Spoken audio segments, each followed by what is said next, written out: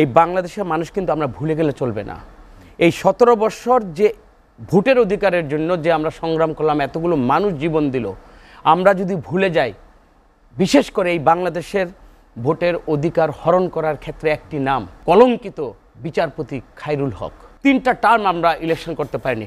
আসলে এই খায়রুল হকের এই দেশে সবচেয়ে উল্লেখ করার মতো না, তার উপর যে বিচারটা করা উচিত, আমি একজন নাগরিক হিসাবে সমস্ত কিছুর হোতা হলে এই খায়রুল হক। সুতরাং সংবিধান যেভাবে কাটছাট করে আওয়ামী লীগের পকেটে রেখে, আওয়ামী লীগের যেভাবে সংবিধানকে নামাবলিতে ব্যবহার করে বাংলাদেশের মানুষকে অধিকার হারা করেছে। প্রথমে আপনার কাছে যেতে চাই, প্রথমে সার্বিক মূল্যায়ন 60 দিন সরকার কেমন দেখলেন? বিএনপির যে দাবি দেওয়া যে আকাঙ্ক্ষা, বিশেষ করে নির্বাচনী রোডম্যাপ দেওয়ার যে ইচ্ছা পোষণ করেছেন আপনারা সংলাপে গিয়ে, তারই বা আসলে কি কোনো প্রত্যুত্তর পেলেন কিনা? আর একটি হচ্ছে সংবিধান সংস্কার বিষয়ক কমিটির প্রজ্ঞাপন জারি হয়েছে, আসলে সংস্কার বা সংশোধনের এখতিয়ার কার? ধন্যবাদ জাহিদ ভাই এবং সহ-আলোচকবৃন্দ। এই 60 দিন আপনি যে উল্লেখ করলেন, এই 60 দিন আমরা যারা 17 বছর যাবৎ আমাদের গণদাবি নিয়ে এদেশের মানুষ, আমরা যারা বিভিন্ন দল আন্দোলন করছিলাম, আমাদের কাছে অবশ্যই 60 দিন অত্যন্ত প্রত্যাশার একটা জায়গা ছিল। আমরা অনেক ত্যাগ তিতিক্ষার বিনিময়ে আমরা এই দানবের বিরুদ্ধে সংগ্রাম করে, দানবকে পরাজিত করে বাংলাদেশের ছাত্র জনতার যে আন্দোলন, তারই একটা ফলপ্রসূ একটা সফলতা ছিল আজকের এই অন্তর্বর্তীকালীন সরকার। সরকারের 60 দিন তারা কাজের মধ্যে ছিল, আমি এটাই মূল্যায়ন করব। কাজ করতে গিয়ে আমার বুঝতে হবে তারা কোন পরিস্থিতিতে দায়িত্ব নিয়েছিল এবং কাদের রেখে যাওয়া যে এখানে পথ পরিষ্কার করতে গিয়েই কিন্তু তাদেরকে আজকে বিভিন্নভাবে আমরা দেখছি হিমশিম খাচ্ছে। তাদের যোগ্যতা বা অযোগ্যতার কারণে কিন্তু তারা হিমশিম খাচ্ছে না, পরিস্থিতির কারণে। পরিস্থিতি হলো তারা যারা 2041 সাল পর্যন্ত স্বপ্ন দেখিয়েছিল তারা ক্ষমতায় থাকবে, মানুষের ভোটে নয়। তারা ছলে বলে কৌশলে মানুষকে বাইপাস করে তারা ক্ষমতায় থাকবে এবং এই 60 দিন তারা অত্যন্ত দক্ষতার সহিত ধীরচেতা মনোভাব নিয়ে এবং মানুষের সাথে কমিটমেন্টের পরেই কিন্তু তারা এই 60 দিনকে অতিবাহিত করেছে।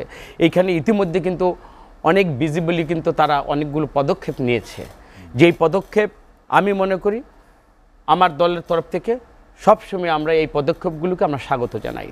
কারণ আমাদের দেশে তো কোনো অধিকারই ছিল না, এখন প্রতিটি অধিকার আমরা জানাবার আমাদের একটা জায়গা, একটা বিশ্বস্ত, একটা আস্থার জায়গায় আমরা কথা বলতে পারছি, যাদেরকে জনগণ বিশ্বাস করে এবং বিশ্বাস করেই কিন্তু এই অন্তর্বর্তীকালীন সরকারকে এই বাংলাদেশের মানুষ প্রতিষ্ঠিত করেছে। তো সেইখানে আমি 60 দিনের অপেক্ষায় না, তারা একটা রোডম্যাপ দিয়েছে, আমাদের দল থেকে তাদেরকে সহযোগিতা করবে এই অঙ্গীকারও আমরা দিয়েছি। অপরাপর যে বিরোধী দলের যারা আমরা ভোটের অধিকার হারাচ্ছিলাম সবাইকে আমরা কিন্তু এই সরকারের প্রতি আমাদের আস্থা এবং বিশ্বাসের জায়গায় কিন্তু আমরা তাদের সাথে প্রতি জায়গাতে যেখানে আমাদের সমস্যা হচ্ছে বা আমরা যেখানে মনে করি যে এই অন্তর্বর্তীকালীন সরকারকে সঠিক পথে যাওয়া উচিত, আমরা প্রতিটা জায়গায় এই গভর্নমেন্টে কিন্তু আমাদের জন্য কনফিডেন্সের জায়গা কিন্তু রেখেছে। তারা আমাদেরকে কখনোই ইগনোর করেনি, আমরা যখনই কথা বলতে চেয়েছি আমাদের কথাগুলো আমলে নিয়েছে। তো আমি মনে করি আমরা মাত্র শুরু করলো এবং যেহেতু তাদের নিয়ত ভালো, আমি অবশ্যই এই অন্তর্বর্তীকালীন সরকারের সফলতা কামনা করি আমার দলের পক্ষ থেকে। জি রতন ভাই, আর একটি বিষয় যেটি আমি উল্লেখ করেছিলাম যে সংবিধান সংস্কারের যে কমিটি যেটি প্রজ্ঞাপন জারি হয়েছে, আপনি জানেন যে সংবিধান সংস্কার বা সংশোধন যেটাই আমরা বলি, সেটার আসলে এখতিয়ার কার? নির্বাচিত সরকারের না অন্তর্বর্তী সরকারের? ভালো উদ্যোগ যে কাউকে তো নিতে হবে। আমাদের যে সংবিধান যেভাবে কাটছাট করে, বিশেষ করে আজকে আমি এই কথা যদি বলতে চাই, এই বাংলাদেশের মানুষ কিন্তু আমরা ভুলে গেলে চলবে না। এই 17 বছর যে ভোটের অধিকারের জন্য যে আমরা সংগ্রাম করলাম, এতগুলো মানুষ জীবন দিল, আমরা যদি ভুলে যাই, বিশেষ করে এই বাংলাদেশের ভোটের অধিকার হরণ করার ক্ষেত্রে একটি নাম কলঙ্কিত বিচারপতি খায়রুল হক। সে যদি বাংলাদেশের মানুষকে এইভাবে যদি অধিকার হারার যে বঞ্চনার যে আওয়ামী লীগ যে ফাঁদ পেতেছে, সে যদি তার নৈতিকতার জায়গা থেকে সহযোগিতা না করত, এই বাংলাদেশে কিন্তু এই সংবিধানের দোহাই দিয়ে যে নির্বাচন খেলা হয়েছে এবং 3টা টার্ম আমরা ইলেকশন করতে পারিনি। আসলে এই খায়রুল হকের এই দেশে সবচেয়ে উল্লেখ করার মতো না, তার উপর যে বিচারটা করা উচিত, আমি একজন নাগরিক হিসাবে সমস্ত কিছুর হোতা হলেই খায়রুল হক।